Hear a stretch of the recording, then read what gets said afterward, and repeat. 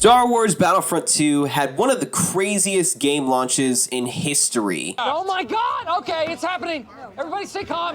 A lot of people thought that this game would not make it very long, and to be completely honest, I had a lot of skepticism myself. But being that I am a major Star Wars fan and a sucker for good visuals and sound effects in video games, I was willing to give it another chance. In fact, I've held on to my copy since the game came out, and I've continued to see the support that the developer has put forth.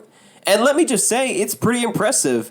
They have lived up to their word. They've delivered all their content for free, and they've made improvements to the game that have made it so that fundamentally, it's still the same, but it's far more enjoyable this time around. Not only is there way more content this time, but it's actually so much fun, I have trouble keeping up with all the different game modes. You can get lost in everything from Capital Supremacy to Galactic Assault. You can play little modes like Ewok Hunt or Starfighter Assault. There's so many different game modes now, and there's a lot to keep players coming back. Now, obviously, if you were not a big fan of the game before, a couple of additions to the content and some tweaking with the balancing, new characters, things like that, none of that's going to probably bring you on board. But if you're a Star Wars fan, you definitely need to consider getting this game. It explores everything from the prequels to the sequel trilogy to the original trilogy, the spin-off films. There's literally so much content here now, I don't even know how to keep up with it. Now, I will say it's still actually missing some content from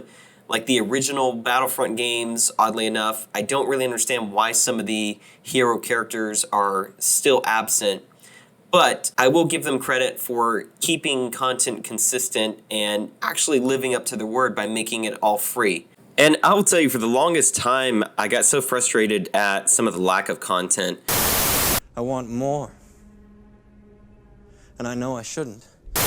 So, I guess you're probably wondering, how has Star Wars Battlefront 2 changed in the 2.5 years since it's been out? What exactly has changed so much that's made it such a great game now? Well, one of the first updates was the Battle of Crait as seen in The Last Jedi. Now, Crait is an example of a map that's fun to play to an extent, but can get very frustrating sometimes, especially the first couple of phases, because it's just so easy to die. If you're playing as a Resistance, your job's to shoot these ion torpedoes at the AT-M6s so that they can be weakened enough to shoot. But it's really hard to get a shot off because it basically forces you to expose yourself for a second. And if you're Resistance and you poke your head out, those salt flats, you're toast. Leave Resistance forces landing.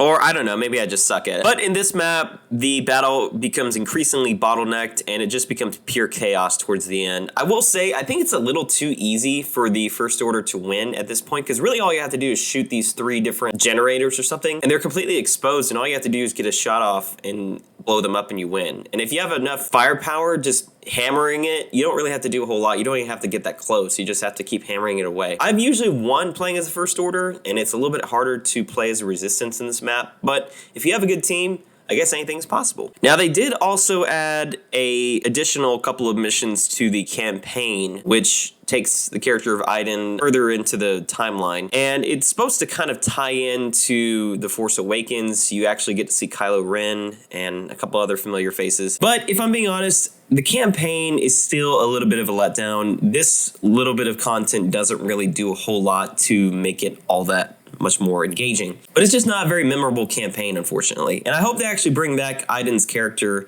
maybe on The Mandalorian or something like that, some kind of cameo, because she's such a great actress, and her character is actually really great. Although I will still say I think her transition from villain to hero could have been written a little bit better. All right, moving on. They also added a game mode called Ewok Hunt. Now, I will tell you right now, I suck at this game mode. I'm terrible. I will die horribly and miserably if I play as a stormtrooper. And you know what? I'm just being honest. I think the Ewoks actually have a major advantage in this game mode, and it's kind of absurd. But I guess there are tactics to this. I just haven't figured out what they are. So I die horribly typically if I play. But it is a lot of fun trying to survive as a stormtrooper, and it's a lot of fun hunting the stormtroopers as the Ewoks. It gets pretty intense and pretty suspenseful. But yeah, again, I suck at this. So yeah, hopefully you guys will do better than I do.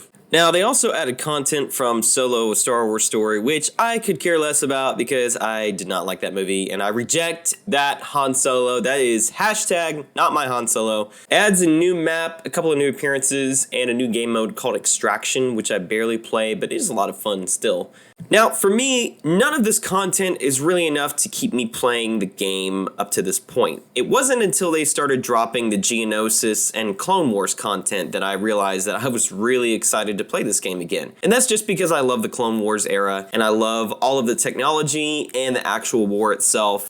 Now, if you want to get a good sense of the scale of this game, you need to play Geonosis, because this map is huge, and the battle is huge, and it looks amazing. It is a great addition, and a major step in the right direction for the game. It's really what brought me back on board, to be honest with you. Now, with this update, they also added Anakin, Obi-Wan, General Grievous, and Count Dooku as playable characters, not just in this game mode, but across all game modes. And they're a great addition to the game, which was already a little lacking in the hero and villain department. Now, one of my favorite game modes are the co-op missions. It's a nice alternative to the competitive multiplayer modes, especially if you're like me and you're not the best at this game and you sometimes just want to fight AI. So you get to team up with 3 other players and take over command posts or defend, depending on what faction and map you're playing. And you know what's funny? I never really get sick of this game mode. It's really fun, and it's even better if you can team up with people and actually communicate. But even if you can't, it's still a lot of fun.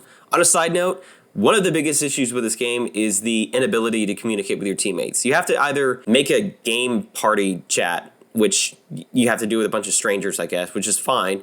But it's really inconvenient that there's no, like, just in-game voice option. And I had the same issue with some of the Battlefield games sometimes.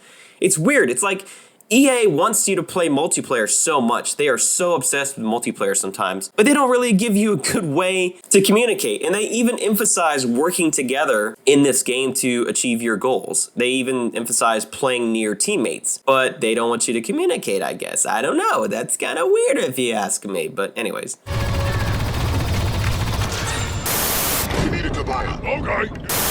They also added content from the Rise of Skywalker and Rogue One, which are both great additions. And between all this and all of the different character alternate appearances and a couple of more droid characters to play as a multiplayer, there's been a lot of content since this game came out. It's amazing that it's all been free, and it's still good content. They didn't slack on it. They actually made worthy content worth playing that adds a lot of value to the game.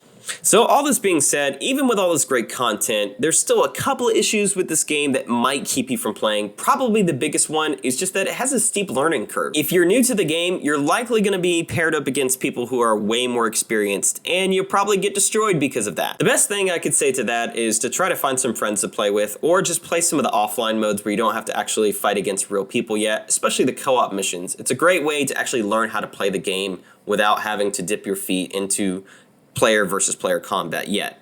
I also still feel like some of the characters are very unbalanced and overpowered. Some of the star cards are kind of pointless, and there's a couple of parts in the maps where it feels like you're just playing a bottleneck game, and that can get pretty frustrating. But these are really minor issues I have with the game. I just wanted to make a quick video about this game and why I think if you're a Star Wars fan, you should be playing it. It's not even at full price anymore.